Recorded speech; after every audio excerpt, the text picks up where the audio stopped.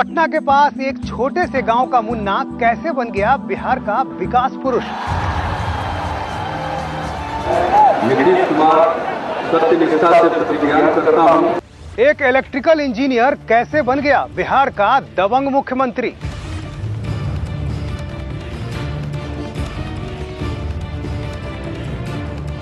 आज हम आपको बताएंगे मुन्ना से मुख्यमंत्री बनने की पूरी दास्तान।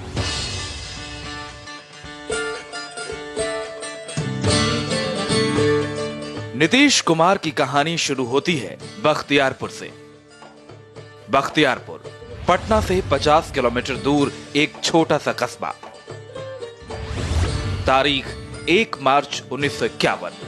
भारत को आजादी मिले 4 साल हो चुके थे। स्वतंत्रता सेनानी और आयुर्वेदाचार्य कविराज राम लखन सिंह के घर एक बेटे का जन्म हुआ। माता पिता ने नाम रखा नीतीश। नीतीश यानी भगवान कृष्ण। लेकिन नीतीश का एक और मतलब होता है, सही राह पर चलने वाला। लेकिन घर वालों ने प्यार से पुचकारने वाला एक और नाम दिया, मुन्ना। बख्तियारपुर में नेशनल हाईवे से सटे इसी मकान में नीतीश कुमार का जन्म हुआ। इसी मकान के आंगन और छतों पे नीतीश कुमार का बचपन बीता। इस मकान में आज भी नीतीश कुमार के आयुर्वेदाचार्य पिता की बोर्ड पड़ी है। वो टेबल कुर्सी है जिस पर बैठकर राम लखन सिंह लोगों को दवा देते थे और नन्हे नीतीश अपने पिता का हाथ बटाते थे। जंग खा चुके ये टीन के डिब्बे और जड़ी बूटी पीसने वाली ये चक्की, सब के सब नीतीश के बचपन के गवाह रहे हैं। पटना से 50 किलोमीटर दूर बख्तियारपुर के इसी मकान में नीतीश कुमार का जन्म हुआ। नीतीश कुमार यहीं पले बढ़े, यहीं बड़े हुए और यहीं पर उन्होंने अपनी पढ़ाई शुरू की। यहाँ के स्कूलों में वो पढ़े और ये वो घर है जहाँ नीतीश कुमार रहते थे। ये वो कमरा है नीतीश कुमार का जिसमें वो रहते थे और इसी घर के निचले हिस्से में उनके पिताजी वैद्य का कारोबार करते थे। आयुर्वेद के एक नामी डॉक्टर यहाँ पर हुआ करते थे। नीतीश कुमार उनकी मदद भी करते थे और उन्हें भी साथ रहते रहते काफ़ी जानकारी हो गई थी आयुर्वेद की।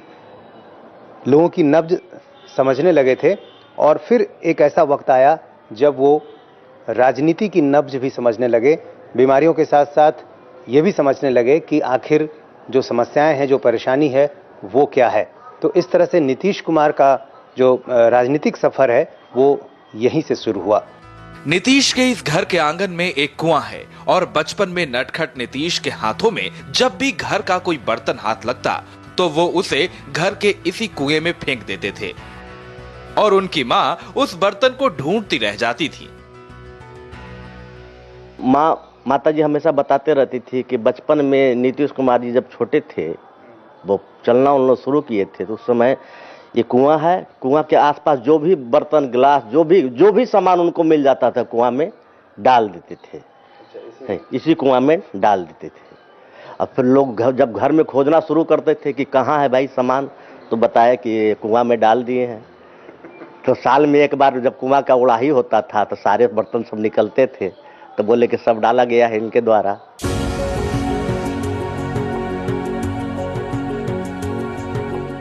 बख्तियारपुर के इसी गणेश उच्च विद्यालय में नीतीश कुमार ने 10वीं तक की पढ़ाई की। नीतीश कुमार को पढ़ाने वाले शिक्षक बताते हैं कि नीतीश बचपन से ही पढ़ाई में काफी तेज थे। उन्हें तो ये लगता था कि ये लड़का बड़ा होकर इंजीनियर बनेगा, लेकिन एक दिन वो बिहार के मुख्यमंत्री बन जाएंगे ये किसी ने नहीं सोचा था। वो बहुत सीरियस स्टूडेंट था और इंटेलिजेंट भी था। वो थॉरो था, ऑल राउंड हर सब्जेक्ट उसका बढ़िया था। तो हम तो मानते थे कि इंजीनियर होगा,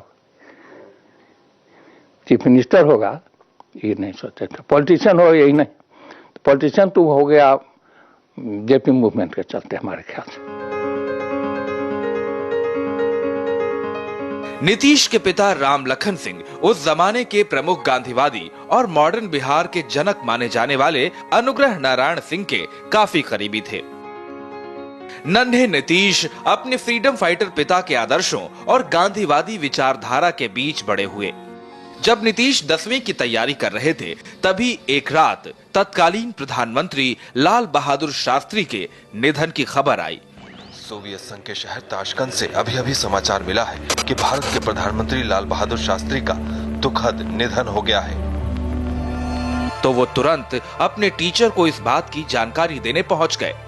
लाल बहादुर शास्त्री जब मरे तो 3 बजे भोर में आके हमारा डोर खटखटाया और चिल्लाया, उठिए सर, उठिए सर, उठिए सर। नीतीश कुमार।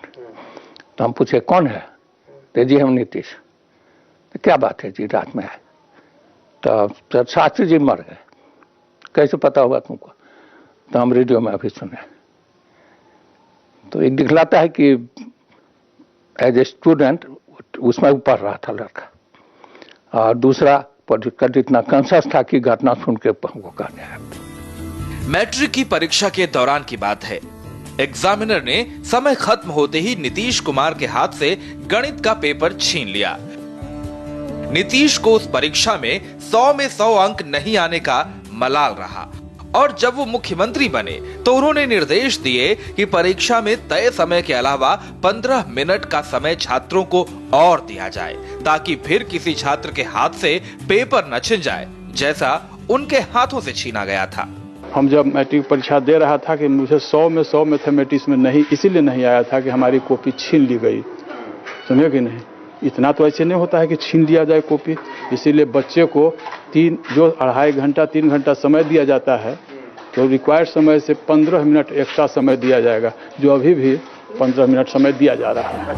बख्तियारपुर के गणेश हाई स्कूल में 4th क्लास से लेकर 10वीं क्लास तक नीतीश कुमार के साथ पढ़ने वाले उनके दोस्त सरोज कुमार के पास बचपन की कई यादें अभी भी ताजा हैं। एक बार नीतीश कुमार और सरोज कुमार स्कूल से घर लौटते वक्त एक मालगाड़ी के नीचे से होकर स्टेशन पार कर रहे थे कि तभी मालगाड़ी चल पड़ी। नीतीश कुमार की जान बाल बाल बची। नीतीश कुमार जब रेल मंत्री बने तो उन्होंने बख्तियारपुर में उसी जगह पर एक फुटओवर ब्रिज बनवाया। मालगाड़ी का जो बीच से ज्वाइंट रहता है उसको हम लोग झुक के पार करते थे, तो मैं आगे था तो मैं तो पार कर गया, लेकिन वो मेरे पीछे थे। इसी बीच बोगी स्टार्ट होने वाली थी, मैंने आवाज किया, ट्रेन खुल गई। हाँ, लेकिन ये पूरे शक्ति लगा के पार कर गए भी, फिर तो बाल बाल बच गए थे। जब ये रेल मंत्री बने तो उनके दिमाग में आया कि तो बहुत खराब चीज है, तो बख्तियारपुर स्टेशन पर फसहट के उन्होंने एक ओवर ब्रिज बनाया है। बख्तियारपुर के अलावा पास में ही एक और गांव है कल्याण बिघा, जहां नीतीश के दादाजी का घर था। नीतीश अक्सर छुट्टियों में इसी गांव में आते थे। ये घर अब जर्जर हो गया है। नीतीश कुमार और 4-5 लड़कों का एक ग्रुप था जिनके साथ दिन भर नीतीश गिल्ली डंडा और चिक्का खेला करते थे। हम लोग मुन्ना के नाम से उनको पुकारते थे, और बगल में एक बगीचा था, उसमें हम लोग गुल्ली डंडा, कबड्डी, चिक्का यही सब खेलते थे। और घर के नजदीक देह में हम तेल लगेले रहते, हम लोग भी खेलते थे, वो भी खेलते थे, उछला कूदी यही सब करते थे। कल्याण बिघा में नीतीश कुमार के दादा के घर के केयरटेकर सीताराम बताते हैं कि खेल खेल में अगर लड़ाई हो जाती तो नीतीश और उनके दोस्तों की पंचायत एक पेड़ के नीचे बैठती थी और नीतीश कुमार एक पंच के जैसे ही झगड़े को सुलझाते और फिर दोस्तों में सुलह करवाते थे। जब कोई झगड़ा लड़ाई झगड़ा कोई करे कि उसमें समझौता कर देते थे कि भाई ये सब मत काम कीजिए, सब मिल के कीजिए, सब एक भाई हम लोग हैं, सब मिल के कारोबार कीजिए, सब खेली कूदिए। नीतीश कुमार ने बिहार के प्रतिष्ठित पटना साइंस कॉलेज में दाखिला लिया।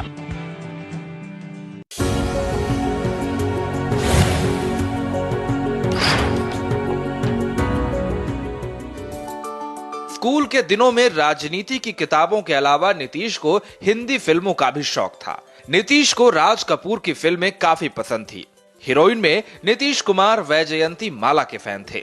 राज कपूर जी की फिल्मों पर कमेंट करते थे, लेकिन रोमांटिक हीरो में हम लोग मतलब राजेंद्र कुमार वगैरह, देवानंद हुए, ये सब। जिस गांव में नीतीश के बचपन का बड़ा हिस्सा बीता, उस कल्याण बिघा गांव में भी अब नीतीश के विकास की झलक देखने को मिलती है। गांव के अंदर तक पक्की सड़कें, स्कूल, अस्पताल, ITI और यहां तक कि एक मॉडर्न शूटिंग रेंज भी खुल गया है।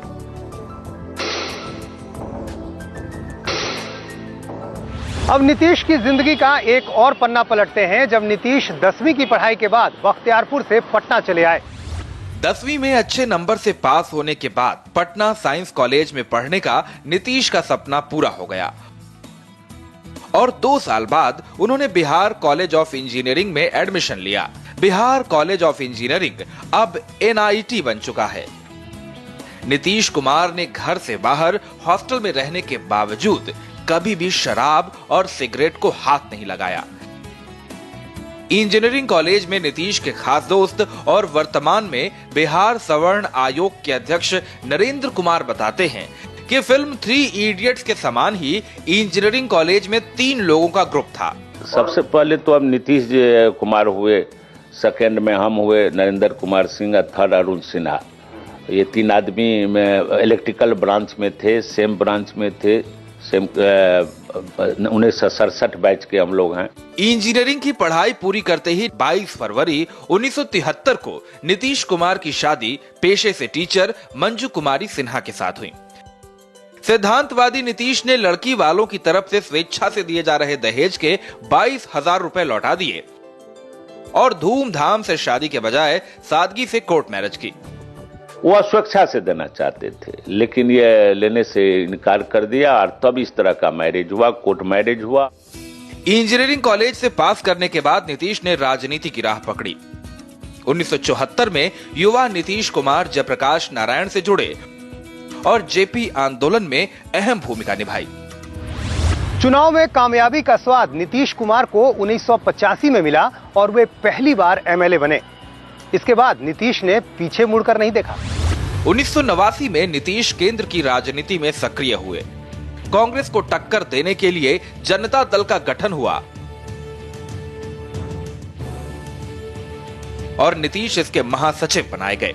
1989 में ही 9वीं लोकसभा का चुनाव हुआ और नीतीश बाढ़ से सांसद चुने गए।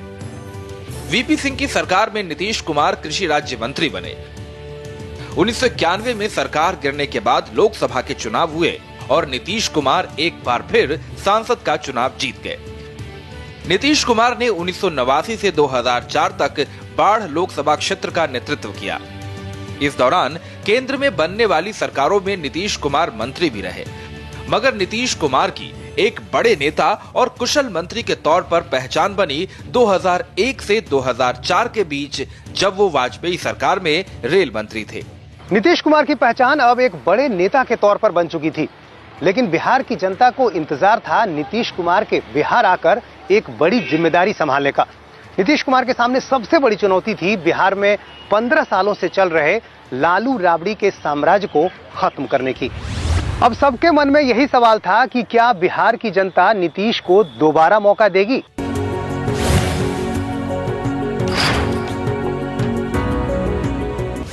साल 2005 में बिहार विधानसभा के चुनाव हुए। नीतीश के नेतृत्व में बिहार में एनडीए की सरकार बनी और नीतीश कुमार बिहार के मुख्यमंत्री। हालांकि नीतीश इससे पहले साल 2000 में भी मुख्यमंत्री चुने गए थे, लेकिन बहुमत साबित न कर पाने की वजह से महज 7 दिन में कुर्सी छोड़नी पड़ी थी।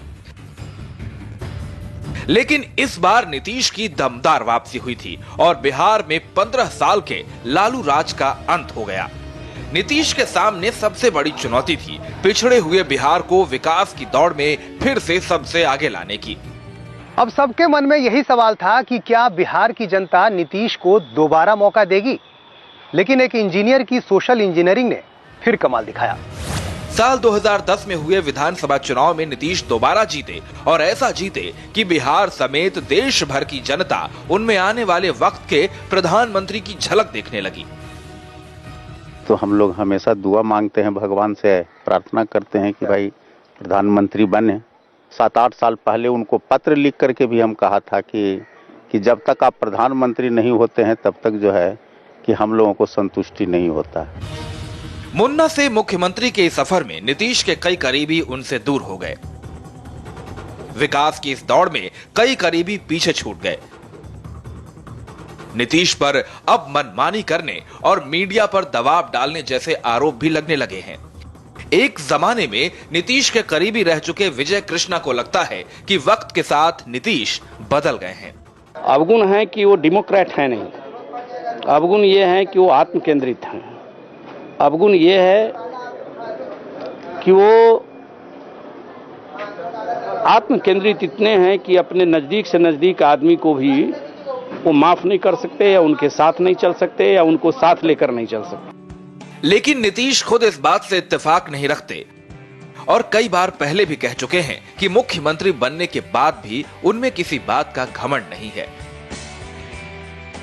सत्ता तो जनता के हाथ में है, सत्ता जनता के हाथ में। अगर एक मिनट के लिए किसी को भ्रम हुआ कि वो शक्तिशाली है तो वो अगले दिन चूर चूर हो जाएगा।